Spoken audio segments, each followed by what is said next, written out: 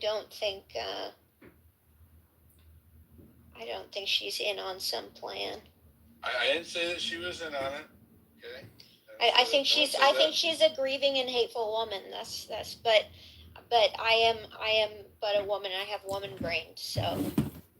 Hey, Diligent, have we seen her parents? Have we seen Mr. and Mrs. Or Erica's parents? We haven't seen any of the parents. We haven't. They were at the funeral, and they were also at the award ceremony. Well, actually, Charlie's parents didn't go to the award ceremony for the president. He has a sister who's a liberal, too. And I'm in the middle of something on that side of things. But there is the families are extremely low profile. And I mean extremely, especially Charlie's parents. They are extremely low profile. They didn't go to the Presidential Freedom Medal post-Christmas. They didn't go.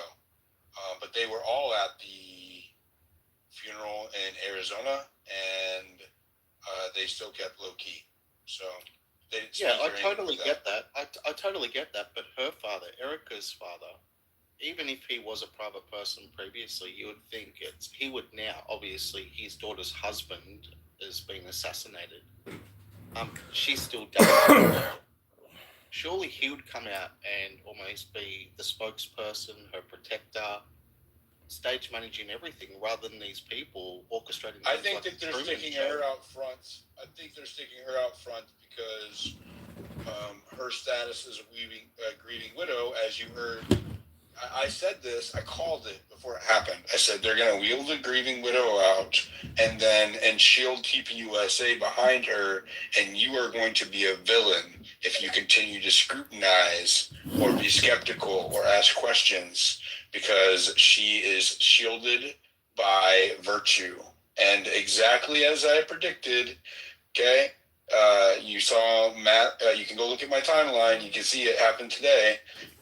Matt Walsh come out and said almost verbatim, she is virtuous, she is this, she is that, and you must feel sorry for her, and she is a great person, and you cannot ask questions.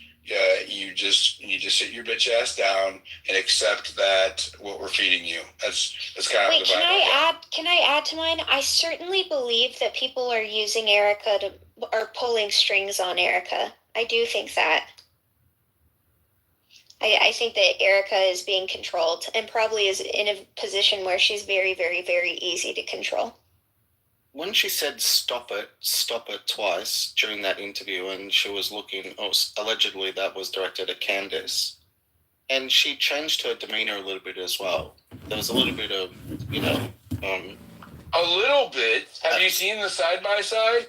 Yeah, I did, bro. That's what I mean. Like, am I wrong in thinking something was seriously up with the eyes and everything there? Like, did I see it on slow-mo? Did I see a deep fake? It was crazy. Was it like Biden walking away from the people at the snow and they said, I just caught it from the wrong camera angle? Or was something up with that? I don't know what that was about. I try to keep my opinions on her behavior to myself as much as possible, because when it does come out, and because I'm just so skeptical of everything since the summer, dude, and I'm actually grateful, because if they were on my team, I wasn't skeptical, I didn't have any scrutiny. I just bought everything and defended it, just like we see a lot of people doing now. And I wasn't because I was getting paid, which makes me think that not everybody we think is getting paid. I think a lot of them are also, of course it's beneficial for them to please their side, right? And they're rewarded by promotion, but also they see themselves as defending their team and the whole tribal thing. And so I don't think it's all that they're shills, but like, where is your line? You know what I mean? Like, well, speaking about teams and lines, Diligent. Speaking about that with the teams and lines, my man, Shane Cashman, who's a regular on Timcast, obviously, and a few other things, but he was aligned with Timcast. Well, he's just gone on record. He tweeted out 40 minutes ago, Candace Owens did nothing wrong. So I wonder if that's going to sever his partnership and his ability to be able to now appear on Timcast, or if that's going to be the rift and that's the line in the sand, as you're saying. Maybe he's decided, I'm going for it. This is the camp. Because they are all vying for this, aren't they? Because there is a vacuum there. Oh, man, weird. Also, just happened to be shared. Erica Kirk tells the audience at Turning Point USA Gala at Mar-a-Lago that all of their accounts combined are on track to hit 5 billion views by the end of the year. She then breaks down in tears and pledges to give her entire paycheck back to Turning Point in Charlie Kirk's name. Why would you lead in with people are saying Shabbat Shalom in the comments? That's hilarious.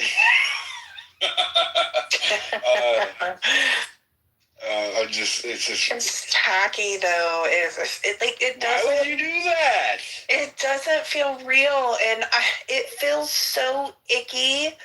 As a woman who has a lot of empathy to say these things about Erica, I don't like talking about it. It makes me feel bad, but my goodness, this is awful. Like, it's icky if I don't say something, and it's icky if I do say something. I don't like it at all. Australian Talks, thank you, sir. I know that you weren't done yet. Go ahead, continue. No, that's all right, man. I sort of think that's where it's at. I don't understand how this resolves itself. Once again, I think what needs to be addressed and be brought up in some of that bombshell phase of the evidence has to be whatever that intervention was at the Florida mansion. You know, when Charlie was sat down and he was told, look, and there was a phone call, and allegedly he was berated on that phone call. That's right, at the Hamptons in Florida, or in New York. Oh, yeah, I'm sorry. Yes, excuse me. So that certainly needs to be addressed. Let's wait to see what happens there. But I think so many of these people have a vested interest, and that's why it's kind of crazy that the gentleman has come on out now and said, well, look, I've got these messages, here they are. And several weeks ago, he was unwilling to volunteer that he had that information. So maybe they're all also vying for their position. They don't want to be the last guy without a chair in this. They want to all seemingly just walk away from it without too much coverage, but it's going to land on someone. Yeah, I don't think that this is gonna. What took place there? You cut out. What took place there? Can you finish that? Can you repeat that? Oh yeah, no. All I was going to say is, this entire saga. I think one of the main things that needs to be addressed is the major oversight by his security team. How are there not drones in the sky or anything? Something doesn't make sense. There were perfect conditions for this to take place. And somebody needs to be held accountable for that. I agree too, and I think it's interesting now too that Dan Flood has been removed off of the TPUSA website, and he was actually removed before Candace was. Candace has now been removed, but Dan Flood was removed, and I mean, he was the head of security, but they haven't said anything that I've noticed about Dan Flood, or his responsibility in it straight from TPUSA. Go ahead, Don. Thank you, brother. Wouldn't you have thought you would have kept the phone, if anything, to dissect the hardware, to see if anything was tampered with or there was a bug or, something inside the phone? That kind of thing? I mean, we have no way of knowing, right? Like, that's why chain of custody is so important, because evidence can be tampered with either by law enforcement or bad actors if it's removed from the scene and not in the chain of custody of law enforcement. That's why chain of custody is so important in jury trials. And in trials, because a reasonable doubt can sneak in if you don't have a strong chain of custody, logged chain of custody. Right, exactly. So as far as like them giving the phone back to Erica, that's what I'm saying. It doesn't make sense. You would have thought they would have held on to it to like do forensics on it and XYZ. So it's like WTF on why they gave the phone back, physical phone. Yeah, no, it's. I have a lot. I want to know, how she got the phone, how long she had the phone. Did law enforcement ever have their hands on that phone? I have a lot of questions. And how did she pronounce that she had the phone? Like, what was it in the context? It was on Glenn Beck's. It was on Glenn Beck's podcast. She did an interview with Glenn Beck. What was the context around it? She was saying that they were addressing the so-called conspiracy theories, and she was addressing the claim that Charlie Kirk was telling people that his life was being threatened just before he died, and she was refuting it. And when she said he didn't have any text messages saying that he was being threatened the day before he died, and I know that because I have his phone. So she declared it. Gotcha. Thank you, brother. That's up in the Jumbotron. You can go look at it. It's on my profile too. Go ahead, Ed. Yeah, I can't help but reflect back on our discussions weeks ago about the SD cards, because we were questioning why it was a secured scene, except why they allowed these SD cards to be taken by people from TP. Now, we didn't think about the phone at the time, but now with the phone in the same situation, I can only think that who would get the most benefits out of that phone? I don't think that Tyler had Charlie's phone number and was threatening him, so there's any evidence on it. I like it. I had to add a lot of moves and do a lot of cutting. Like I was cutting like there was no tomorrow. Then had to get some assistance. Shout out my girl. Okay, so who is who? Cancellation who? If it was ugly, I would have stayed at home, but I actually did like it. It turned out so well. And here's like a little snippet of me outside immediately after. All right, bye. This brings that doubles down. No, yeah, it makes my case that if there is exculpatory evidence on there, well then of course it can't be introduced to the prosecutor if it's never collected, because TPUSA has it. That would be a good reason as to why, if it's the case. So, How was it not tampering? Yeah, that's why we had it fucking is, if you ask me. I mean, it's because it's a murder trial in Utah. It's a felony. It's a class 3 felony, I believe. And then also because the feds have come in, so it could have federal implications. And let me just say this: tampering with a murder case at the federal level, it has, like, I believe it's a capital punishment crime, if I remember reading it correctly. Like, you know what I mean? Like, it is massive implications if that were the case. But you have to prove intent to interfere with the investigation, and that's where they'll get that's where they have. You'll see that plausible deniability sit in. With the phone, I mean, lying about what's on the phone, I would see that as tampering with an investigation. Saying that something's not on the phone that was actually on the phone. You have to be able to prove it. Let's go to trucks for sale. Go ahead. Trucks for sale. Okay, I'm going to drop you down on these people chilling on my stage. Eco Haven.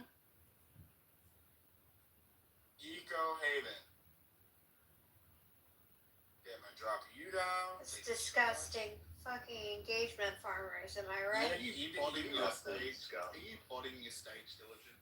Even you, these people, they request, bro, I bring them up. You don't need to give them any. It's disgusting. They already want me to be botting. Like, you already know. Anything to try to dissuade you. All right, let's go to Slim Shady. Go ahead. I'm on the opposite side of you guys. I've been so frustrated this whole time. Thank you for calling on me. I really don't think they ever had the phone. What sense in proving that Tyler Robinson did anything does picking up that phone do? If it literally has nothing to do with the case at all. Against Tyler Robinson. If anything, it hurts their case. I don't think they ever had the phone. All the You shirts never and had stuff. the phone. You don't think you had the phone? I don't think anybody ever had that phone other than Eric Kirk. Ever. Can you be Not once. So the FBI never looked at Charlie Kirk's phone. That's your position. Why would they look at it? It was Tyler Robinson Somebody that had did it on been the cameras. if somebody had been threatening him. No, they know who did it right away. They had Tyler Robinson on cameras. They're looking for Tyler Robinson. They're not looking for. They didn't have Tyler Robinson on cameras. Tyler Robinson turned himself in. That's not how it worked. 33 hours look at the charges. 33 hours went by and they did not have a suspect. So Yeah, you're but they have all telling me these that pictures and stuff. You're telling me that for 2 days that they didn't have a phone? I swear to God, dude, they did not have that phone. Erica wasn't in the same city as him, so if he died, why would she have his phone back in a different They city? can't. They're not going to be able to go through That's the a phone really right away. good. That's a really good point. They're not going to be able to go through the phone right away anyway. You're going to have to, like, you can't just have the phone. Like, The there's first 48 hours it's going to have to in give a it up. homicide case is where they like. I know really for a focus fact. on- I just went through a situation like this with my sister. You don't My know for a sister fact just- anything, bro. You don't know for a fact anything. I'm not what I'm speculating, but I just went through a case like this with my sister. My sister had just passed away in a homicide case, and I was amazed that her fiance did not have, like, nothing was taken. Her phone wasn't taken, nothing was taken. I was asking all these questions in a similar, like, shut the fuck up case, don't ask any questions, anything like that. I was so shocked at, like, how much evidence was not grabbed. And I feel like if anything is to pin anything on Tyler Robinson, I do not think they even had that phone. It would hurt their case. If anything, the defense is going to want it after the fact once they get representation. He already That's has my thoughts. representation. Yeah, now. All right, can I chime in real quick and I'm on the other side of everything, so I want to hear someone I heard tell me you, bro. why I this heard would be you. wrong. I heard you. Nobody knows if you're wrong, right? That's just your opinion. You're not actually offering. But anything everyone's other than saying like the. if you interrupt me one more time, I'm gonna drop you down. If you're just offering your opinion, you think that Tyler Robinson did it, that the cops knew Tyler Robinson did it somehow psychically before they had even apprehended him, or while they I were do not think Tyler Robinson did. Okay, so I'm gonna have to drop it down because you don't know how to not talk over me. It's all right. You can request. I'll bring you back up. But you think that they knew that Tyler Robinson did it, as we said, until I pointed out that it took 33 hours. Then you said, oh well, they had pictures, and somehow that prevented them from seeking evidence from his phone. I don't know what kind of logic you had going on there, but it doesn't really make sense. So, Sally, what's up, girl? How you doing? Good, how are you? Can you guys hear me okay? Yes, ma'am. Okay, sorry, just walking outside. I just came up because if Erica Kirk had his cell phone the entire time, I don't know how that's possible because she was in Arizona, he was in Utah, he was brought to the hospital, right? So a number of people could have gotten into his phone, right? Take his fingerprint, get into his phone, whatever. Delete stuff. I don't know. I do not see how she had his phone the entire time because he wasn't home. That's all I care to say. She flew up to the hospital. So she's saying was she there that night? We have no idea what happened with the phone. That's the question. Like, Was she at the hospital that night or the next day? That night, she immediately flew up there. Okay, I need to go through some of my footage because I was there at the hospital that night. Okay. Okay, so do you have an idea of the phone though? I don't understand what you're saying. No, I just came up. I didn't realize she was there. She said she had his phone the entire time. There's no way that she messaged him. She I didn't was say saying- that he had she didn't say how long she had the phone. She just said that she had the phone. That's what we're trying to figure out. How long and when did she get that phone? Diligence. I also just pulled up, so this is the likelihood or the estimated frequency of non-collection of a person's device, a victim's device in a murder case.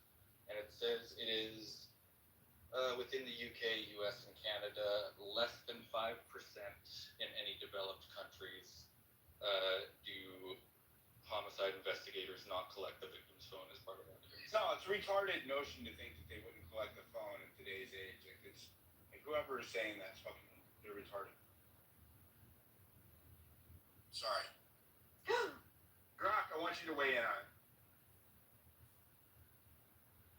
Yeah, it's beyond retarded. In 98% of homicides, the phone is the first thing they bag. This one, 0 log, 0 mention, 0 chain. That's not sloppy. That's impossible unless someone wanted it that way.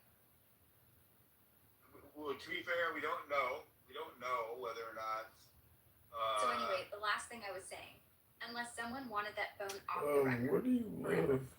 We don't know. We don't know that she didn't get the phone from the feds or something. But Grok, I want some statistics. How unusual is it? Or actually, I don't even want that. What's the average hold time for a murder victim's cell phone before it is returned to the next of kin?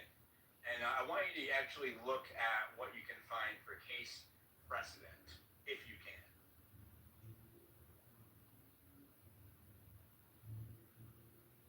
Here's the hard data. US only, pulled from actual policies and case law as of December 2025. 1. Average hold time before return to next of kin in a homicide case. FBI Evidence Response Team Manual, 2024 revision. Victim Shit. Hold on. I'm sorry, you guys.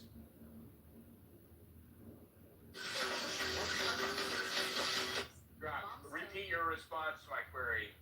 Cut out. Start over. Here's the hard data. US only, pulled from actual policies and case law as of 2025. Average hold time for a murder victim's cell phone before it's returned to next of kin. 1. It's never returned, not physically. They image it, seal the original, and log it forever. 2. 91% of agencies keep it until after trial. 3. 67% keep it through appeals, which for capital cases means 4 to 7 years. Real example, Idaho Chad Daybell, phone sealed 5 years in. Colorado Letitia Stouch, victim's iPad still locked 2.5 years post-verdict. Parkland, Nicholas Cruz's mom's phone, still in evidence. They don't hand it back, ever. If Erica has it, it's either a copy or someone broke every rule on the books. Interesting. Yeah, right? If she's really Go ahead. holding the original. Go ahead, Sally. And we'll do it. So question, if she had an iPhone, would she not have access to everything through the iCloud? And then she would have actually access to a lot on the iCloud. Like, yeah. Yeah, so if she maybe she's trying to say she has the phone, but what she's really saying is she had his logins. She had access to all his stuff. I don't make assertions that we don't have evidence. I'm taking it in assumption. I'm not saying anyone said this. He's a broken. Since when? Why are you doing this again? Okay. Broken. No, okay, never mind. Go ahead. What? Go ahead. No, I was just saying it would be a possibility to access everything from the cloud, see everything, yada yada yada. I've done Yeah, it. then that would even lends more credibility to the notion that she shouldn't have his phone if she can get through it through like the laptop or something, right? Because usually your MacBook shares the same iCloud as your phone, and you can do text messages on both.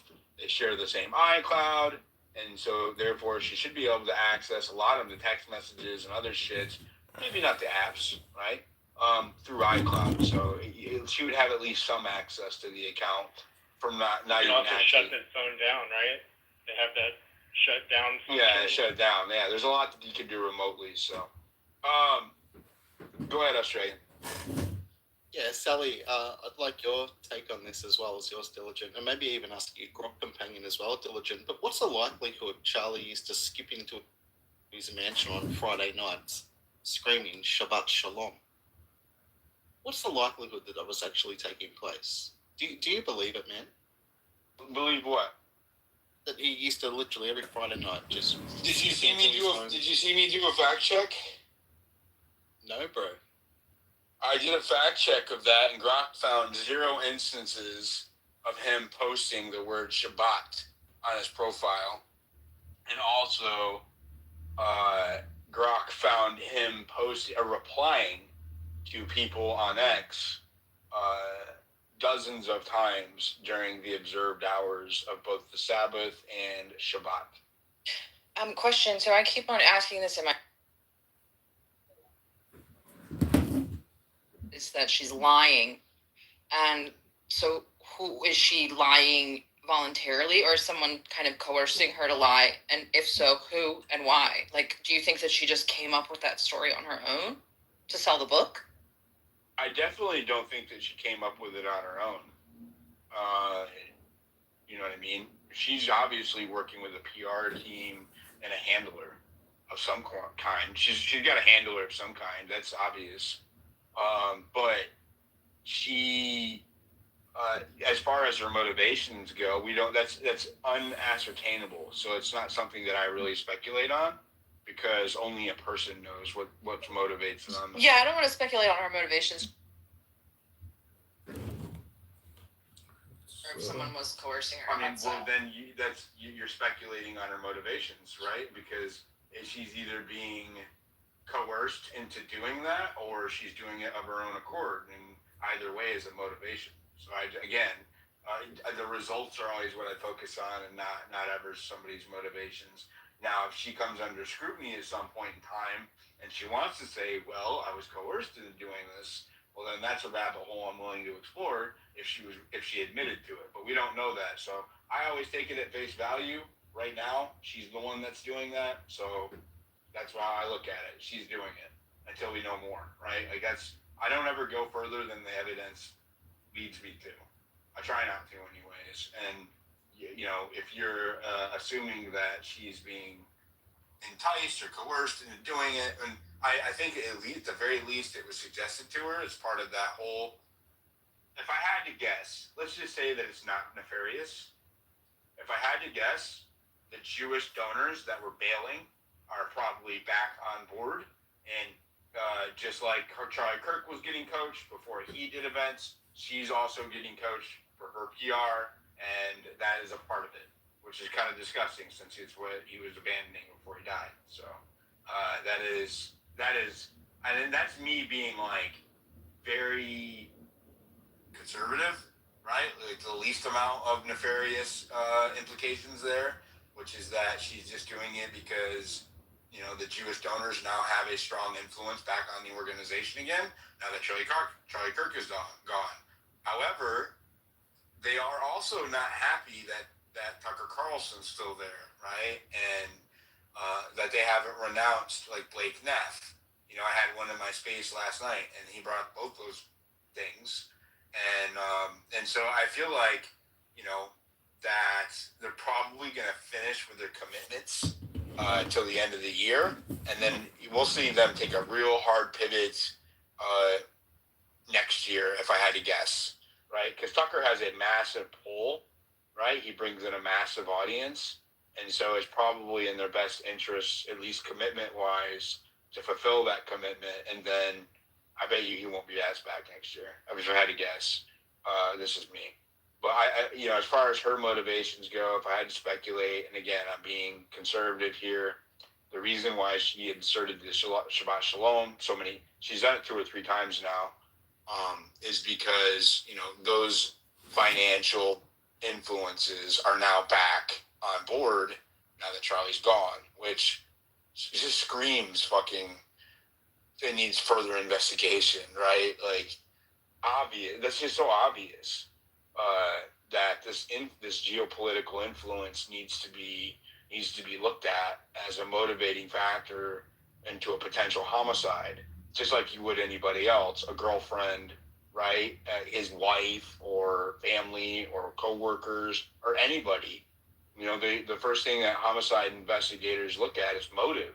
So why are they not looking at this motive is beyond me. And it makes it all look more fucking sus when you have a posted motive or geopolitical threat by a friend, 2 weeks before the homicide, and that the FBI has not looked into it. That actually adds to the, validity that this is a cover-up. It just does. Go fucking knock on his door. Call him. At the very least, shoot him a DM on X and ask him, hey, where did you hear this from? But since they're not even entertaining it, since they haven't actually even investigated it, it looks sus. Go ahead, Australian Talks. Yeah, man, like, the serious question has to be asked as well. We have to ask it of ourselves, I think. Have we got any of this wrong? Are we reading too much into this, Diligent? Are we setting ourselves out on a path, hoping that we can get to an answer, and not just accepting what is clearly before us all? Are we missing the forest for the trees, right? I don't think we are, but I guess we can all be susceptible to that. And also, in regards to Erica and Turning Point, well, there is only one natural successor to that role. But unfortunately, it appears the rank and file, the audience members, they'd prefer it to be someone different. So Ben Shapiro thought he had that role, right? Didn't he donate $1 million? He was on one of the first episodes of Charlie's show after he passed. There was some talk about who's going to take it over. Obviously, Ben Shapiro. Didn't they have that Twinkie gay guy they were trying to pass off as the new Charlie Kirk, and they got instantly rejected by the masses? Brylan, and that what happened? The young guy on the private jet. Brylan, is that who you're talking about? Yeah, the little clone that they made. Yeah, the weird little clone they built out. What's very interesting, he's legit almost full Manchurian candidate, because somebody did a side-by-side compilation of various speeches he's done, the typical one he rolls out on campus, and he had that locked down verbatim, word for word. So he had a script, and he was just rolling with that as his so-called unique speech to all of the kids at campus. So yeah, man, he was certainly a plan. I don't think he was able to satisfy anyone. I think it diverted attention away from the Shapiro types a little bit. But remember, as Mark Levin and co have said, it's theirs, and they're not allowing anyone else to come in, and they want to get rid of Tucker. There's going to be a rift there.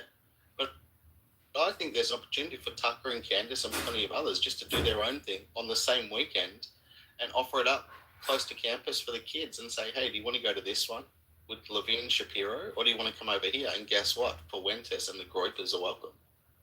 Like, damn it. At that point, it's on. So I think that's what it was. They wanted them to disavow Fuentes. The guy who was the Jewish guy that was on my space last night, he said that they wanted them to disavow Fuentes and Tucker, and that's not happening. And Blake Neff. Yep. And that's not happening. And they just put that to Brett Cooper as well, I think, on NPR, and said, look, this guy, you can't be for him. And she made the argument it's free speech. She believes in that. She doesn't believe in cancel culture. And they said, no, he's beyond the pale. So they tried to get her in alignment as well. So let's keep an eye on it. You can almost track it. I think Chief Trumpster will probably be tracking this stuff. But like Brett Cooper, okay, she said she's cool with it. Shane Cashman, he's also just said he's cool with it, but he's also in lockstep with Candace now. She did nothing wrong. So let's see if he's still welcome on Timcast. And yeah, by Christmas, and it's amazing, Diligent, because all of this hatred started to happen only mere days after Thanksgiving, when everyone was like, hey, we can all come to the table, everything's going to be cool. Then 3 days later, this rift started over there between so-called influencers in your country.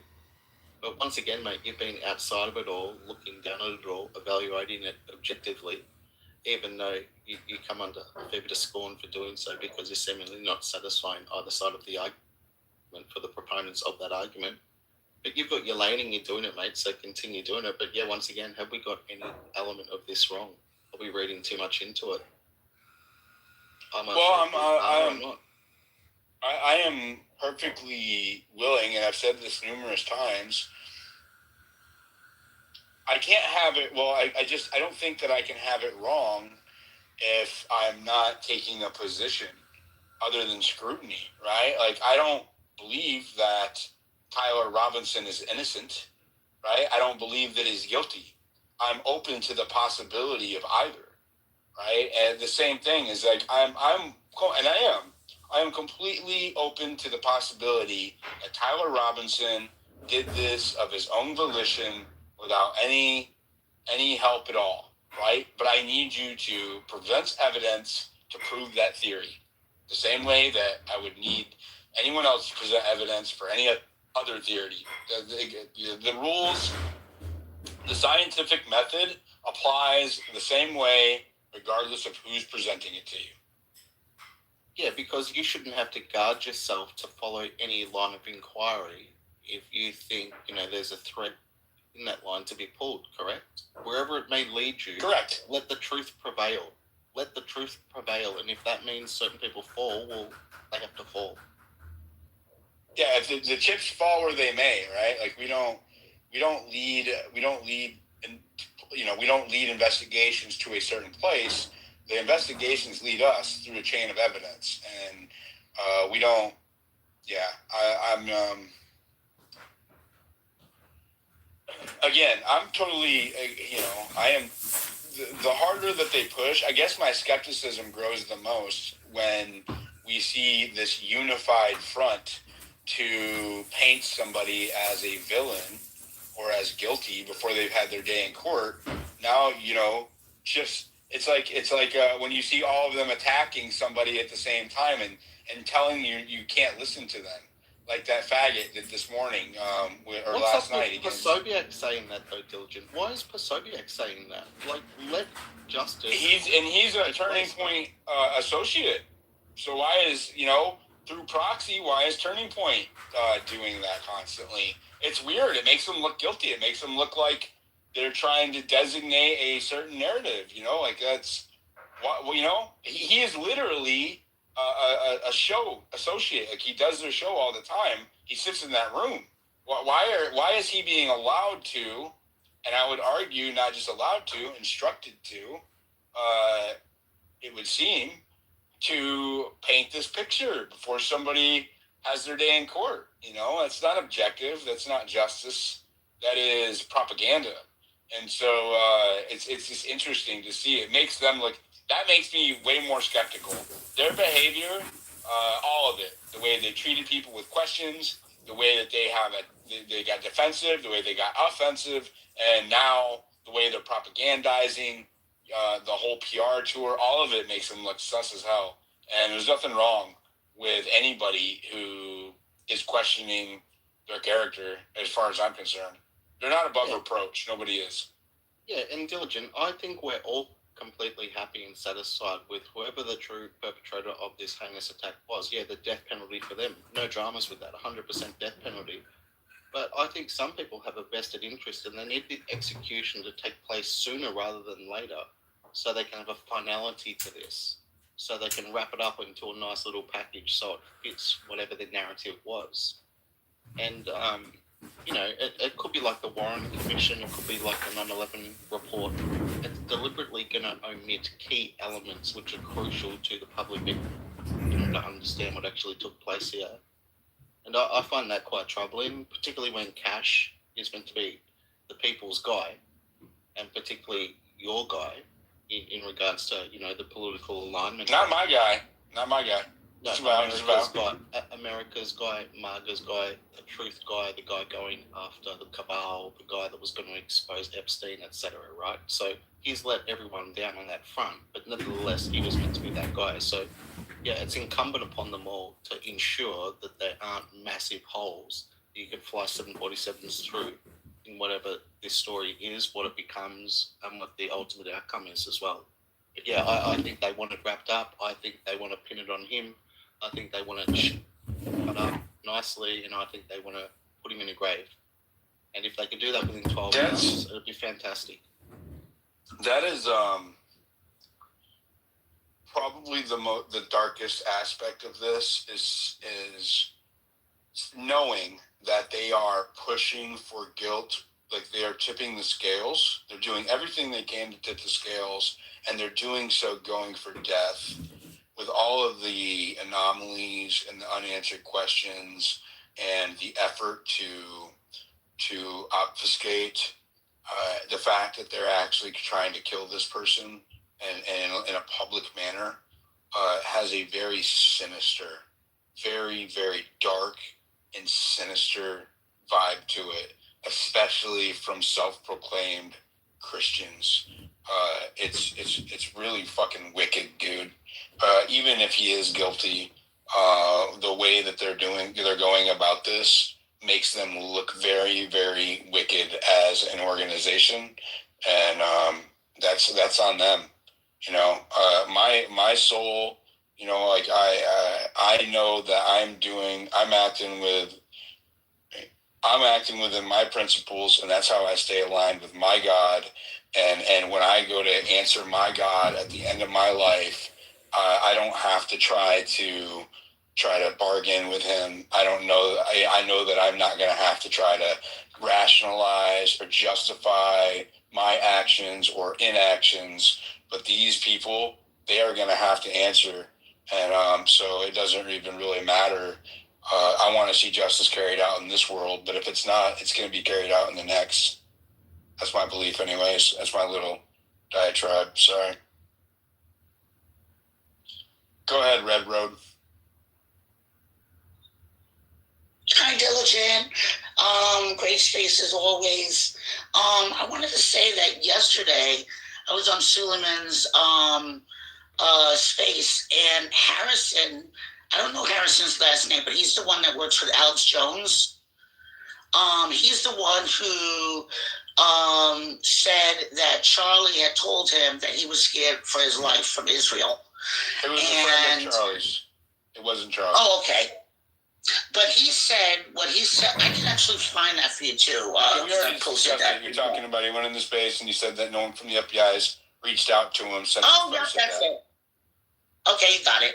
Okay, thanks. No problem. Yeah, and I'll DM Harrison and see if I can get him in here because he follows me. But yeah, it's just weird. You know, like if you're really doing everything you can, how could you have not followed up on that lead? You know, and then what other leads are you not following up on? You know what I mean? Like you lose credibility. The worse, like the further we go, every time that there's an evidence that you have not flipped over this rock, you know, a very glaring rock, why are you leaving stones unturned? You know, why are you not searching every avenue, every possibility? And you know, you can't even hide behind, oh, we're looking into things that you don't know about. Well, hello. We have somebody who said that there was a credible threat against Charlie Kirk's life 2 weeks before he was assassinated, and you haven't contacted him. So we do, in fact, know that you're not actively looking at all of these outside leads. Go ahead, Strain. Yeah, mate. I remember earlier you referenced the 5 billion views. And, you know, that's a really significant number, right? That's massive. That's saying market share. That's saying impact. That's literally going to coerce anyone that wasn't necessarily going to lend their assistance to them, that they have to be there because just the eyes on alone. But I'm wondering then, what is someone like Mr. Beast doing on a monthly basis in regards to views? Like, at scale, what I'm gonna leave Irish Paul soon. They have. What is that? Jesus, Irish Paul. I gotta. So we can understand. Why am I talking to you? You can't even talk to me. I don't know. I would need more context from the video. I haven't got to really dig into it since I just saw it while I was hosting the space. Yeah, but it is a massive number, right? And has that been obviously since Charlie, sadly, was assassinated? Or is it in the last month? It has. They saw a huge spike in viewership in the month after Charlie was assassinated. Like October, they like September and October they spiked. But by the beginning of November, the end of October, more and more whistleblowers and financial questions came up, and the behavior of the staff had impacted public perception, the way that they were reacting to people who had questions. There's been reports, and I don't know if this was the case, but there's been reports of donors asking for refunds. So there's lots of different come up. And so I know for a fact in November, their viewership took a hit, and then by the beginning of December, I verified it. You know, their numbers had tanked on the Charlie Kirk show. They plummeted. He was number 10. When you see someone buy their first timepiece, or when the high 100s, I think it was like 147 the last time I looked, and that was like earlier in the week, right? So the viewership had gone. Now, say because Charlie Kirk was the main attraction, and Of course, without him there, the appeal's gone.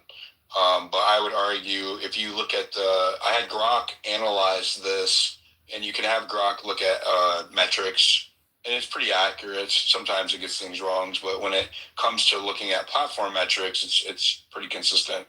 And I've had Grok look on numerous occasions at sentiment, and it does. Y ahora estoy aquí de pie frente a ustedes positive or y negative la lucha seguirá. Yo seguiré de pie, no le bajaré la cabeza a nadie. In November, it's relatively stayed the same in December and this week, but it is heavily increased due to all of the allegations and unanswered questions when it comes to TPUSA.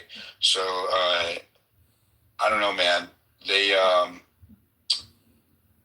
that 5 billion view things. I mean, that could be she might be aggregating all the different members and their platforms, and also you have to. They're partnered with Salem Broadcasting, which is like I believe is a radio syndicated or a syndicated radio station out of Arizona or that region, and so they're hitting a bunch of radio stations while like they're simulcasting their Charlie Kirk show onto all of these radio stations, and she might be including those listener numbers as well. I don't know.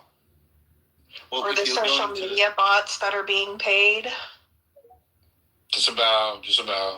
If you're going to sell it or potentially put it on the market to at least try to figure out, hey, listen, is there an offer here on the table? Saying we've got 5 billion views, that's gonna, bring a bit of money to the table, wouldn't it? Intelligent. There's a few people that wouldn't mind being involved. Well, if you're at Mar-a-Lago and it's $3,000 to $10,000 or $3,000 to $7,000 a plate or whatever, and you're in front of a bunch of Trump-level donors, and you're trying to sell your organization for the midterms next year, you're definitely going to tout the viewership numbers to try to entice some donors to throw their money in. That way you can win elections for them, if I had to guess. If I was Ben Shapiro, why the hell wouldn't I go to people and say, let's acquire it. Let's take it right now. That is now a Daily Wire property. The entirety of it. We manage the production. We do everything. We're greenlit by all the right people. We ensure that only the right people are allowed to speak on stage to the youth. Ensure they're client with a vision for America, which is in alignment with Zionism or whatever that may be. Of course, why wouldn't Ben Shapiro do that? Why wouldn't he acquire it? There's 5 billion views. I think that, was he there? I'm unsure of that, but I'm wondering if he presented it and said, gentlemen, I need the capital, I think he could find 10 guys. Isn't he Daily Wire? Sorry, are you suggesting that like Daily Wire? Well, it's a non-profit, so I don't know that it can be acquired like a company. I don't know. Yeah, but even I think Erica can't manage the production side of it. The amount of content they've got to pump out on the daily has to be managed by a team of people. Yeah, they already have their own team, right? The only person who's gone is Charlie.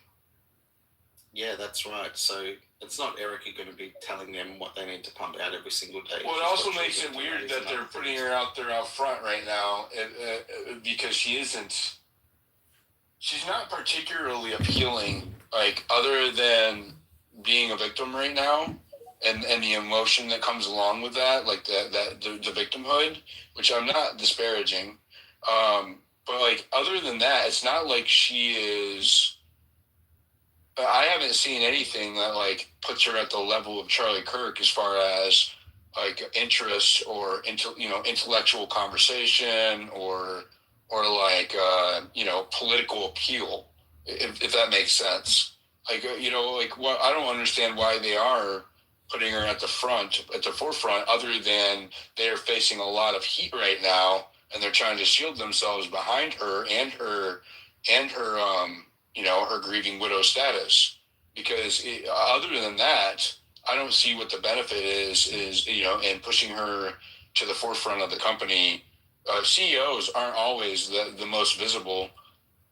I mean, they get a lot of attention, but a lot of times they're doing like the background networking. They're going to these like galas, or they're talking to donors or whatever, and all the day-to-day operations and the shows and productions are handled by the other members of the board, right? Like it is weird to me.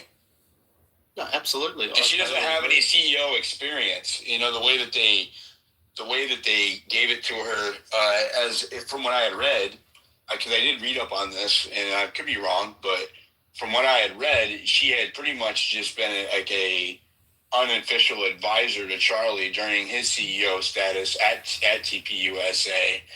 And when you look at her background, she has background in modeling and as an actress. She but nothing in business management. She identified as a CEO in 2014. I saw that. No, but I think a very fair comparison in that sense to determine whether or not she has the bona fides and the acumen to be able to take it over and to be at the front of the operation, as it were, now taking over from her perished husband. Look at somebody like Stephanie McMahon, Vince McMahon's daughter, and what she was able to do at WWE. Like, she was able to take on a leadership role like that. She was able to satisfy not only the corporate side, but the Ivy League side of that corporate side, as well as the rank and file and people from the trailer parks. So she had the full capability to be able to do that. And I know she was hooked up with Triple H or whatever later, and now it's become a behemoth and they've sold it onto something else. But she had that capability to be able to stand in there and immediately take charge, have the respect. But she was also, but she was also raised in that environment. She wasn't raising kids and a family and just married into it recently. I mean, whenever you're there from the beginning with something like that's what you've known your whole life, that's one thing. Like, if Charlie's kids had grown up in this environment with it for their whole lives, handing it down to them, they're going to know exactly what to do. But since they've been together, I mean, she's predominantly just been pregnant and raising babies, which is a completely different experience than being the CEO. You could call her like a baby factory. I think that's very interesting. Well, she was basically, in a trad wife position. Well, let me give you one other quick example then for consideration, Noxie. Her name is Terry Irwin. She was the crocodile hunter's wife, Steve Irwin's wife. Right? And Steve obviously died through a tragedy many years ago, and she was left with two young children, Bob and Bindi. Now they're both 21 and I think 25, 26 now, but they've grown up without their father, but they've tried to keep his memory alive. So all they've ever done since then, with all of the money that's come in, is acquire more land here in Australia for wilderness and for conservation.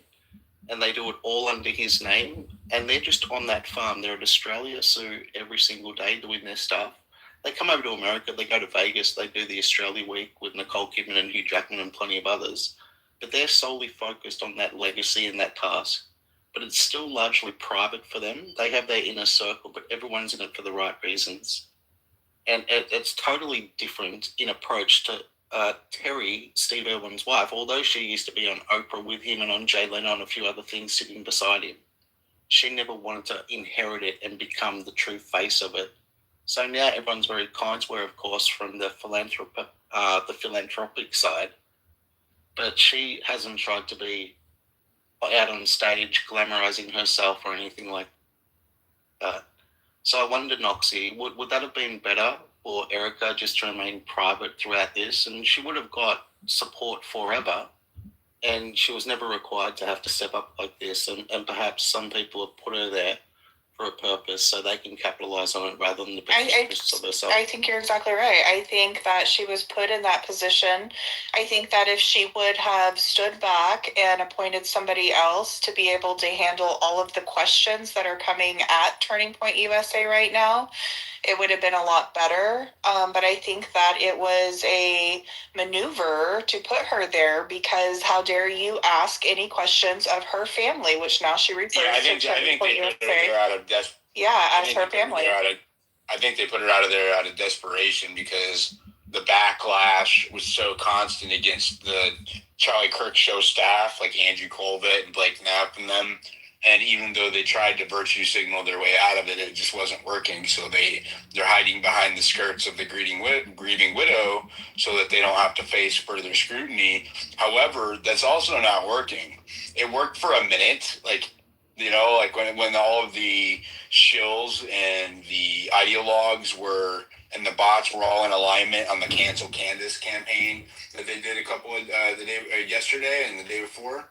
It kind of like ran out of steam really fast. I noticed. I've watched that happen. I've been at the center of it. I caught some strays off of that one, but I've been at the center of it during Epstein and just after Kirk's assassination when I didn't buy the narrative, and it went it fizzled way faster this time.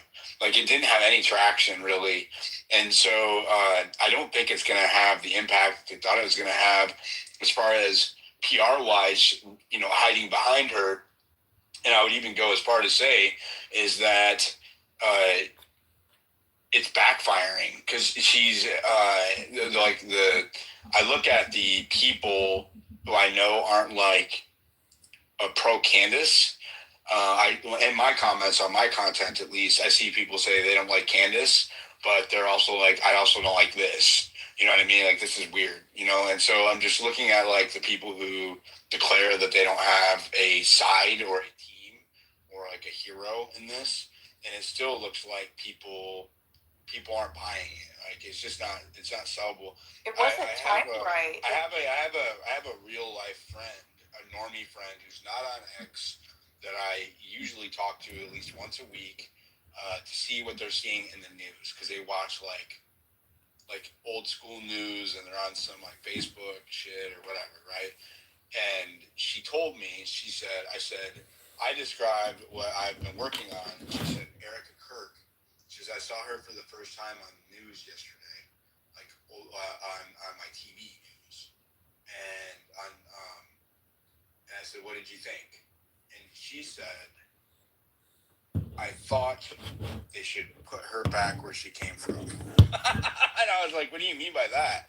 And she said, why isn't she with her kids? And she said, it's not convincing. And it makes them look worse. That's what she said. And verbatim, and I'm not trying to be biased, like literally, that's what she said. And I can see that. That's how I also feel. I feel like, why are you not with your kids? Where is your downtime? I realize people, often when organizations have something like this happen, and even if they have a successor in mind, if that successor has, maternity leave or whatever, often the COO will step up in the interim and act as the CEO and carry out the mission. They didn't have that here. They immediately handed the reins off to her, and she immediately started doing this campaign and tour. It makes the grieving widow thing have less impact because you have not given any indication that and maybe I'm being cold-hearted here sometimes, but at least publicly, you haven't given any indication that you are actually a grieving widow, right? And whoever handled that it's on them. But that's the fact of the matter. It's looked disingenuous or insincere at best. Numerous occasions, I'm not convinced, and I wasn't even looking at her with a side eye until I had seen her a few times, and it wasn't really until just all of it, not just her, the TPUSA staff, the production element of all of this, in Arizona, and just all of it, and the rally aspect of it. A lot of it didn't have there was no somberness to it, no humility, no somberness, especially. Where is the sincerity? I don't get that from them, and I haven't. And a lot of other people haven't either. And their behavior towards people who ask questions, right, and not make accusations, and the lashing out, and just all of it, it just adds up to sus, and they have created this themselves. They have no one but to blame themselves.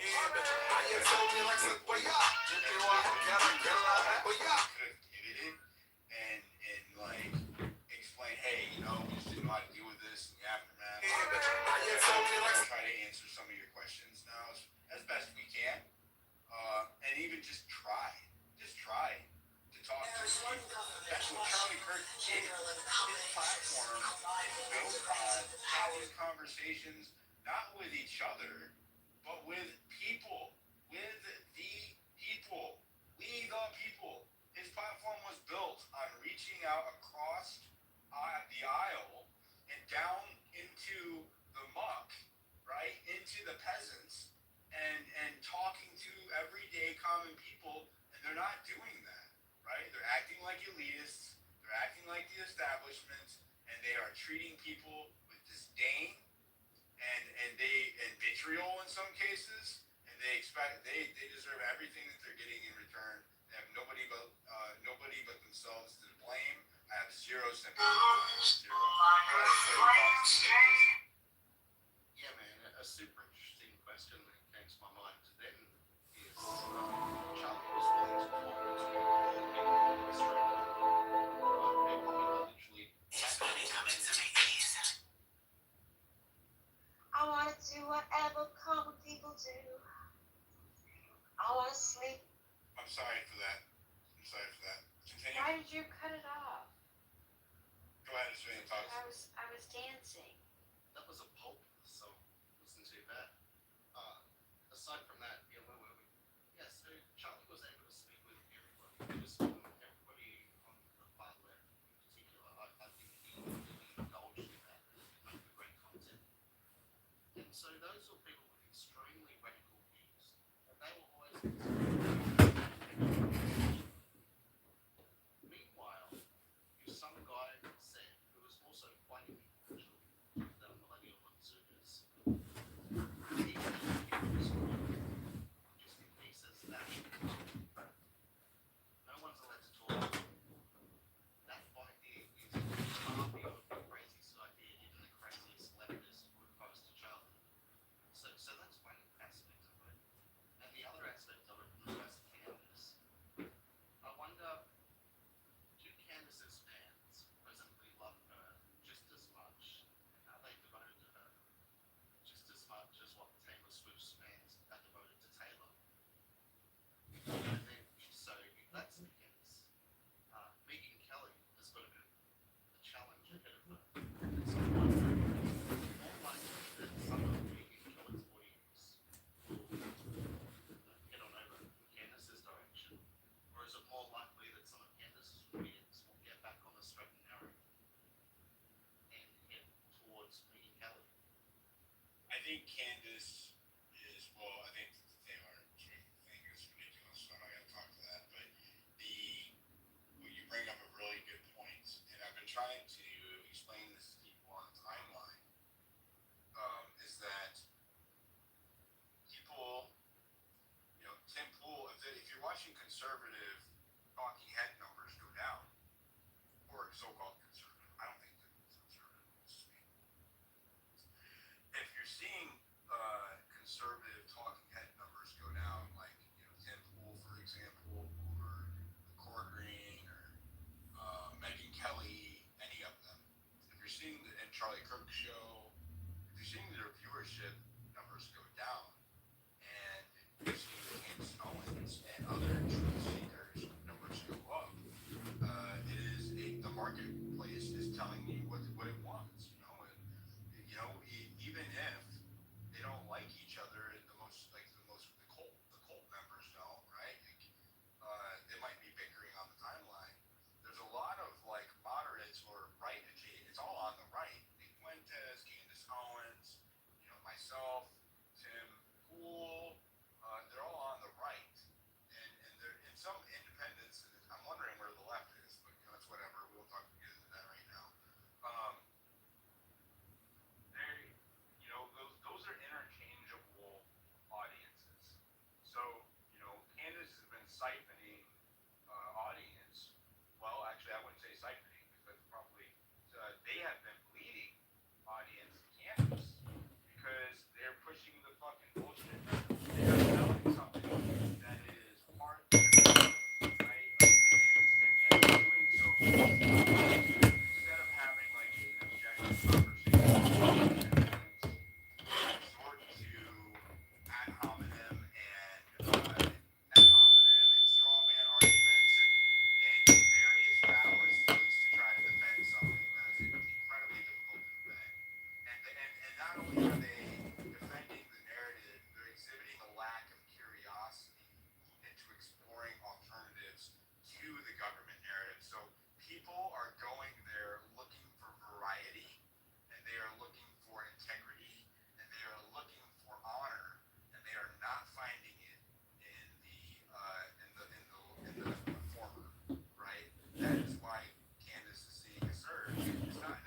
her like a girl on Candace fans.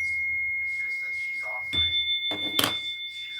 them something different when all of the other, so-called conservative media heads are all selling the same thing, which is government fed slop.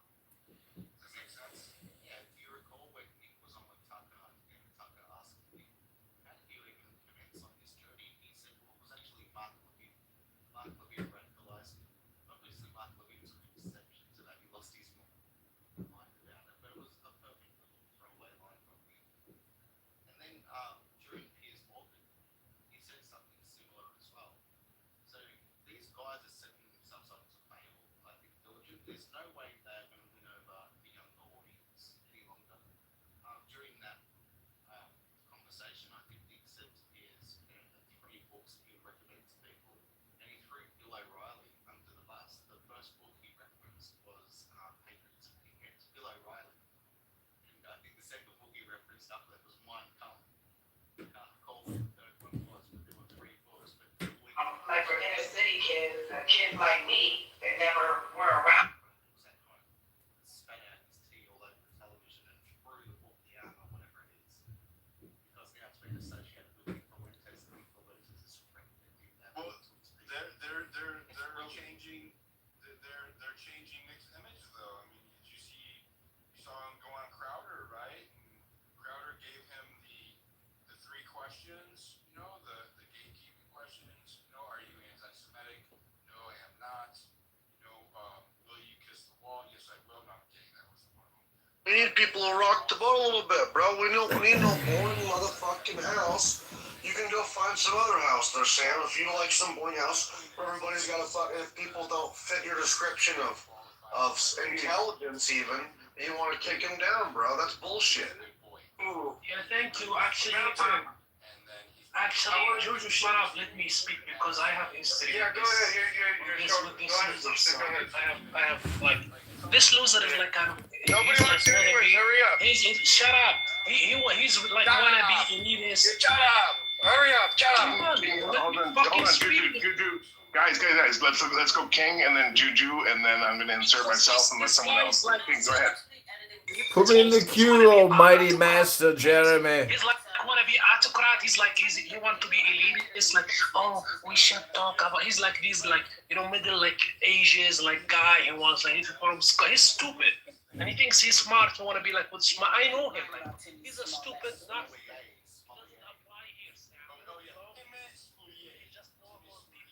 I do speak French a little bit. I speak also this morning. Look, I already said that there's nothing that can say that was shocking because he covers all this stuff on the show. So put that along for a second. Listening to all the stuff you guys are saying, did you guys watch real quick? And I don't mean to bring up anything because I feel like you're trying to end this space. But just real quick question: did you guys get a chance to check out Candace Owens on Jimmy Gordon? No, it's not about me making this about Candace Owens. But did you get a chance to check? But she came out and said that it was Andrew Colbert who told her that that Charlie got these threats.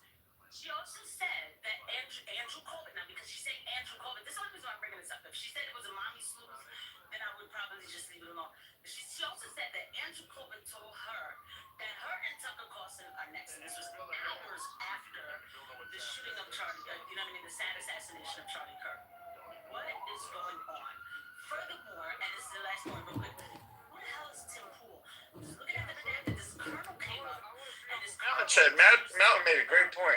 So, what I got from that and what I want to contribute to Mountain's point is, are we going to be for entertainment purposes, or are we going for educational purposes?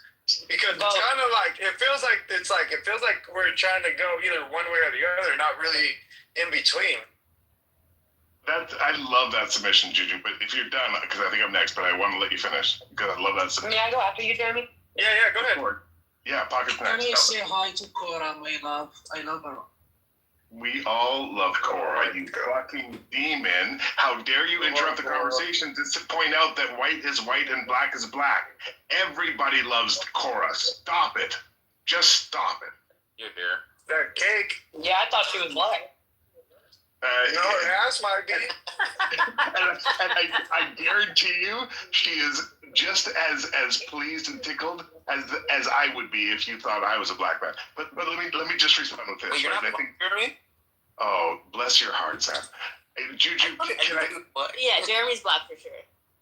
Hi, Jeremy. It's ugly. From the waist down. It's ugly. Stop it. I love your beautiful union. Let me just say this, guys, is that, hold on. Let me just say this really quickly, and then I'm going to pass it to the next person, is that I think Juju asked a really important question. And this is why I was trying to understand Sam and Steve's big rooms. Right, is that we need free speech. We need discourse. That's why I fuck with Talking Apes, is because two people with violently different opinions to the point where they're like heated can have that conversation without someone in power saying, you know what, we're having an argument, but I have power, so fuck you, I'm going to silence you. That didn't need to happen. That's what made it good. And I know that makes chaos sometimes, right? And I agree, there's a nuance, like how much chaos versus how much free speech. But what I propose, and I want your guys to take, is that the vitriol personal shit mountain, when you say we need doxing, we need messiness, no, dude. Hold on. You did say that. What I'll say is this. Doxing? I thought you said that. I thought I heard that too. Do not go down a left turn. Do not go down the alleyway. Wait, I won't. I will not. Okay, so yeah. I want to clarify, I never said doxing. Did I take that back? And then let me adjust by saying, I think that whatever you say from a free speech perspective, no matter how much it hurts, it should be permitted as long as it's genuine and it's trying to build on the conversation. That's a controversial statement. I don't know what you heard you say. I just want to say that King is a bit of a pussy ass. I was next, motherfucker. King absolutely is a pussy ass bitch. I was next, motherfucker. Oh, somebody's butthurt. Listen Hey, to this y'all. Hey, this is a story all about how my life got flipped. Okay, thank you. It's my turn. So I just wanted to say, when it comes to if we see it as entertainment or education, it's subjective, right? Because even your guys' crash house, I'm taking notes on how people are acting. I'm taking notes on what triggers people. I'm taking notes on, the behavior of people. It could be a learning experience through the fucking chaos. I don't think, people understand that's how governments literally learn to control people, is by taking notes on how they respond to chaos. So I think it's important to see even the craziness of y'all. There's something to learn with that. I think it's really important. Sociology, psychology is really within this app. I don't even gotta go to college for it. You guys are spitting examples of what would be used in these courses in college. So I feel like it's really important that to see the learning experience within all this craziness, because you guys are different characters, different breeds. Did I just hear I was a lab rat? 100% for me, yeah. Yeah, 100%. All right. I've never been one of those before. I'm here for it. Dude. Hi, everybody. This is Musician. I'd just like to play a little flute for you because I know we spend so much time talking.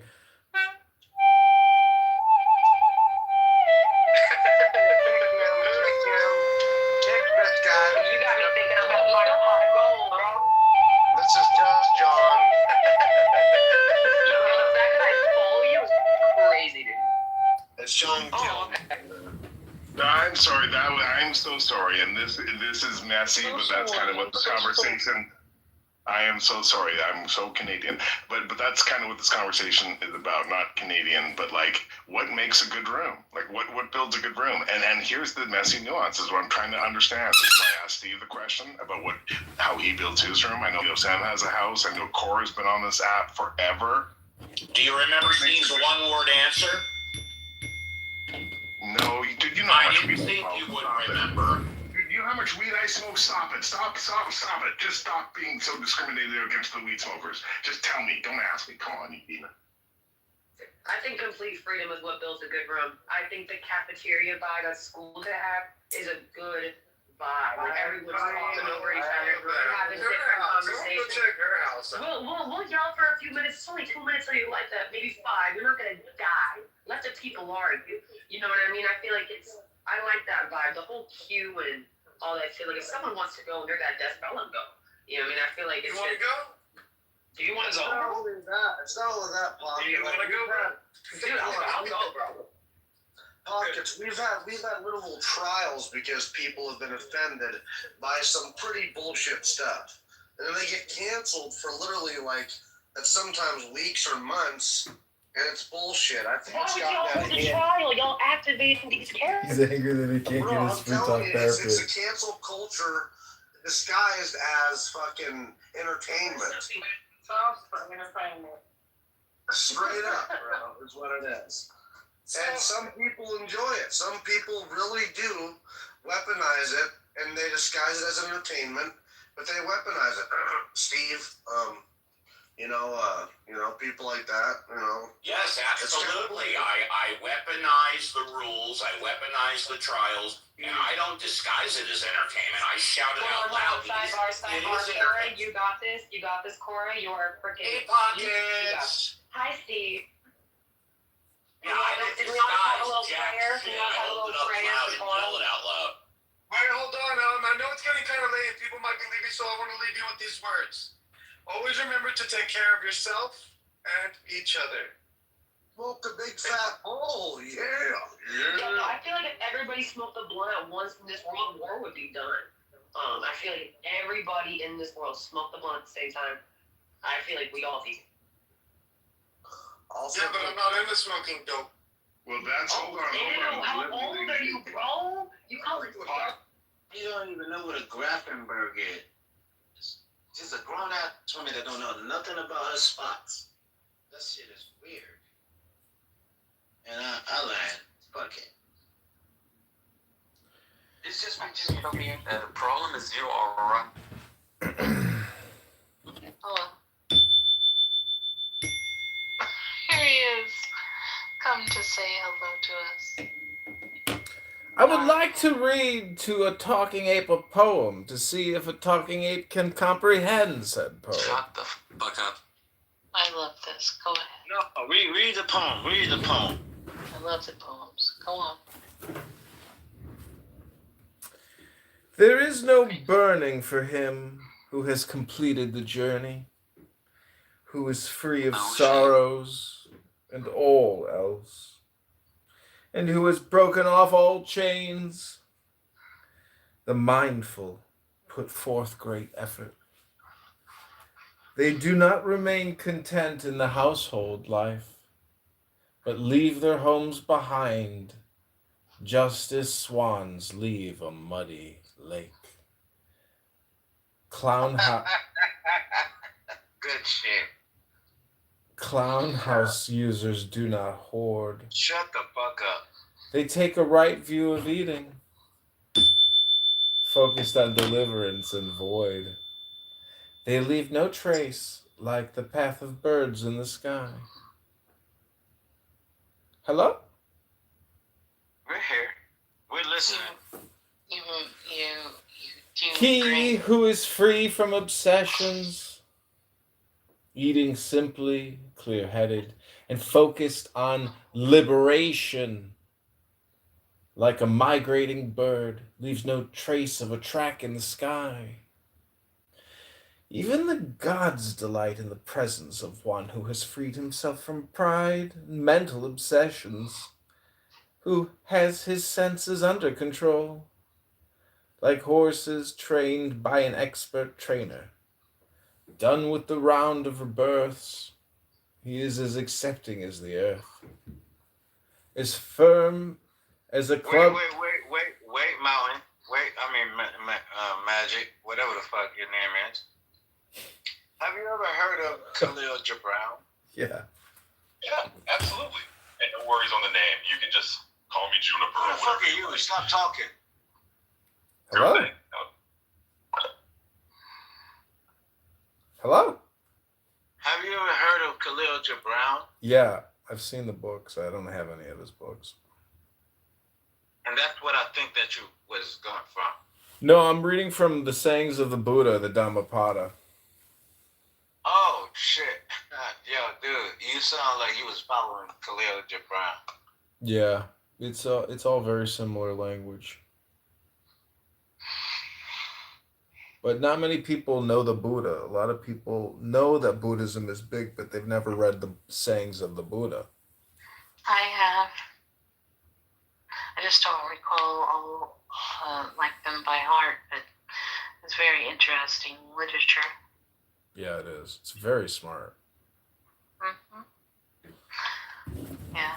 Even if you're just reflecting or trying to view it from somebody else's. Why is all these girls hitting me in my DM? I don't like it. Is it happening now? It's happening as we're speaking. Oh. You don't show people what you got, or they'll come along and try to. They don't like me in public, but they all in my DM. That's crazy. What? They don't like me in public, but they want to be in my DM. That's crazy.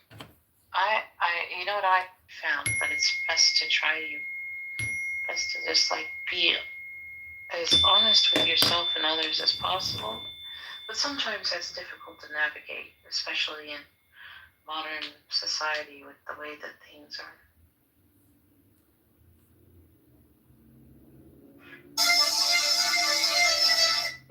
No, I don't have Telegram. I don't have access to Instagram or Facebook.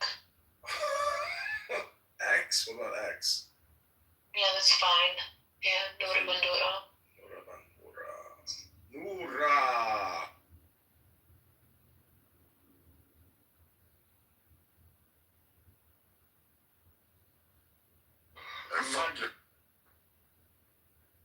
Within the duct, so and fucking cows and goats and shit, like fucking your sister, incest and shit. Hey, what's up, SA? You need some honey. Oh my God, Tommy, you still running around with trans? You's a faggot. Uno playing with shit, nigga. You's a faggot, trans. You like trans, bro. Such a bitch ass. oh man. Nah, bro. We know you was fucking trans in real life in Vegas, nigga. We know that. We knew that 4 years ago, trans. We knew that 4 years ago, Tommy, tranny lover. That's going down in this motherfucker tonight, Friday Night Lights. You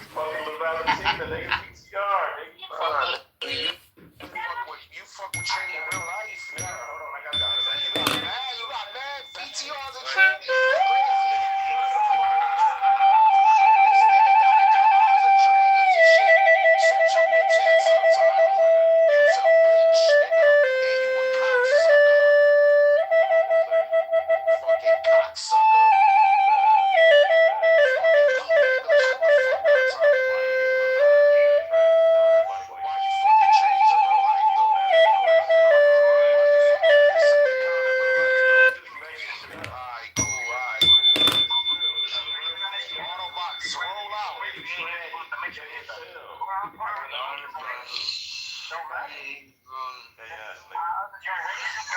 You the only gay nigga here, bro. The only gay nigga is you, nigga. Shut up, bro. Again with the poppy shit. You gay, nigga. You was here,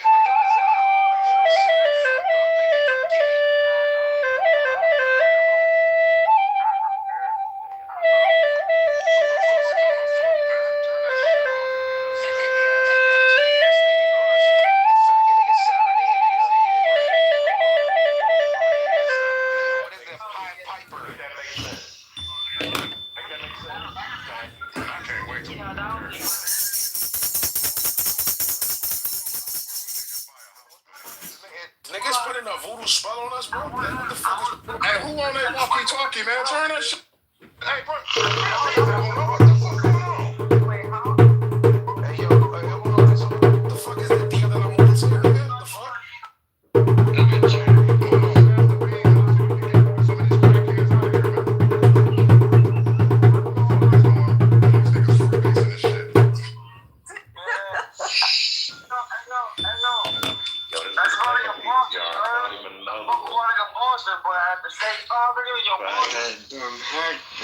Where the fuck is my being, Uno? Fuck you get. I'm not gonna play video games. We was talking about it yesterday. You should play video. Oh, here he is. I love this guy. Everybody gives him shit, but really, what he's trying to do is Roofie, huh? That's his name? Roofie? Okay. What? He's trying to instill a sense of telling people to read books, for heaven's sake. Join the book club. Stop being mindless. Are you logging on there, Liquid? No. I'm not trying to play a video game right now. I was just saying yesterday. You bastard. I felt like I was doing book club shit right now?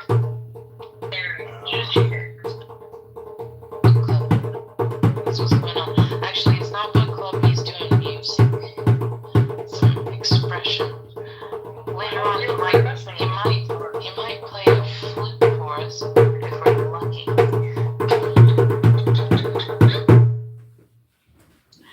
Yo, Princess, is that you? What? Is that you? In my PCR? Oh. Oh shit, someone got a meat flute! It's a meat flute. A meat flute is crazy. No, dude, saying a while that's lusty. Actually, you make me look behavior. You calm down a lot.